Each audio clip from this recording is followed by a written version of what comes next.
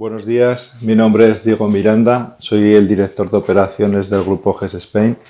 Llevo estudiando durante unos 45 días todo lo que está aconteciendo en España con respecto al coronavirus y las medidas que ha adoptado el gobierno como el estado de alarma.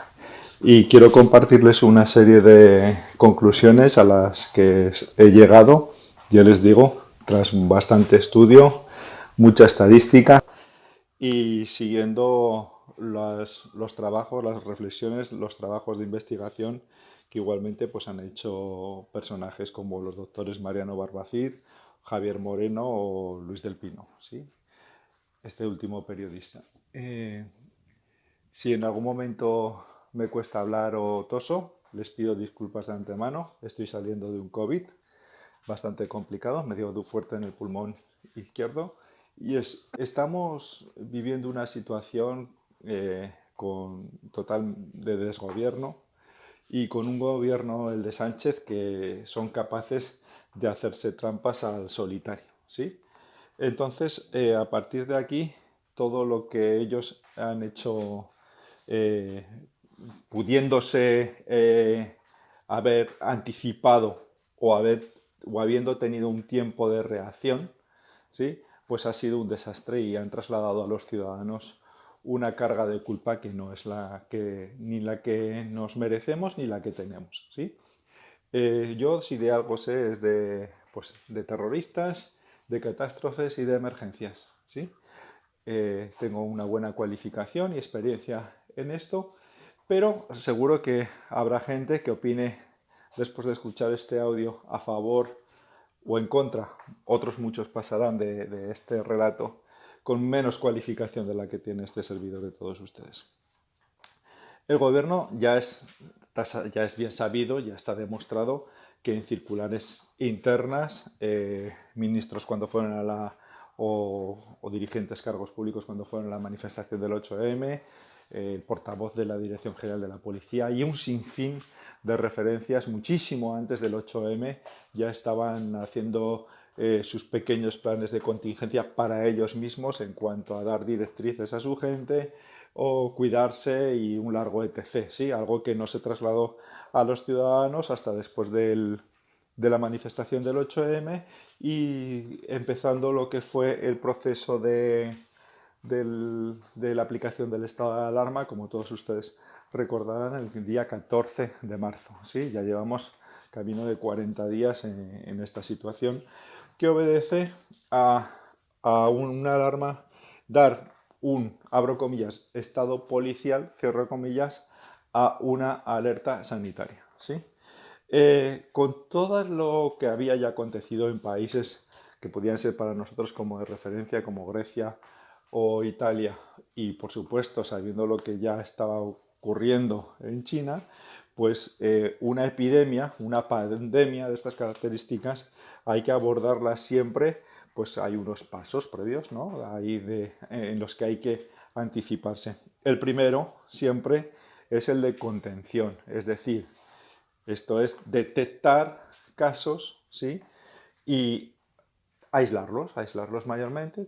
La detección de esos casos implica hacer una trazabilidad de las personas que han estado con aquellas personas que son infectadas o que están enfermas. Claro, para eso hay que hacer test y para eso hay que hacer caso a las advertencias y a las indicaciones que te está haciendo la OMS, la Organización Mundial de la Salud, cosa que en España no se hizo. Cuando no se hace en una fase previa, cuando no se cumple una fase de contención, que es la detección de esos casos, y tal y como digo, la trazabilidad, el seguimiento de las personas que pueden estar también infectadas, pues hay que pasar de golpe y porrazo, sin criterio alguno, sin criterio alguno es lo que hay que hacer, pero se ha hecho en España sin criterio alguno, sin una directriz lógica ni aclaratoria, a una fase de mitigación. La fase de mitigación es lo que correspondería al estado de alarma, es el quedarnos todos encerrados en nuestra casa. ¿Por qué? Porque es como, imagínense una curva de casos de infecciones que sube a un ritmo de casos por cada 1.000 habitantes, que es terrible, y entonces a esa curva hay que pegar un martillazo, hay que hacerla bajar de alguna manera. Entonces, tiene una cierta lógica la aplicación del estado de alarma y que nos quedemos todos encerrados para que durante un tiempo podamos volver a lo que vendría a ser la fase anterior, ¿no? La fase de contención. En la fase de mitigación, al no salir a la calle, pues claro, la estadística baja sí o sí, pero esto tendría que ser temporal, temporal muy corto, porque lo que se tendría que estar trabajando y lo que se tendría que estar aplicando son test de forma masiva, porque, claro, no sabemos quién está infectado, cómo está infectado, en qué fase está de la infección, etc, etc. Algo que 40 días después no ha sucedido todavía.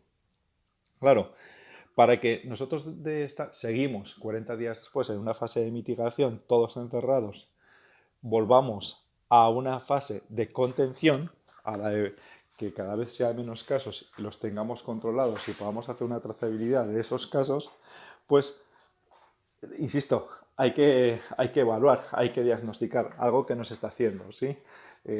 Corre por ahí por las redes sociales un vídeo del doctor Mariano Borbaciz en el que explica en 2 minutos cómo inexplicablemente los laboratorios están cerrados en España y no se están haciendo test. Bueno, eso es otro asunto.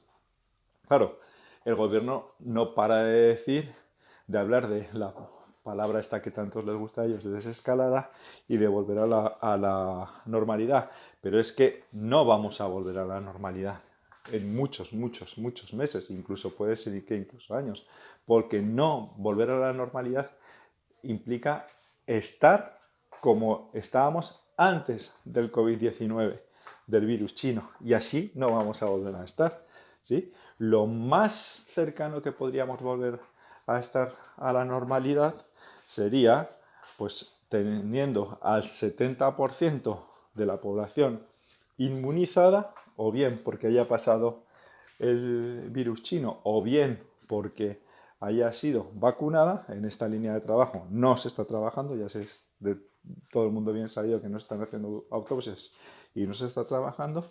Y para volver a ese 70% y para llegar a ese 70% de la población que esté inmunizada, que lo suyo sería por estar vacunada, pues todavía nos queda tiempo, ¿sí?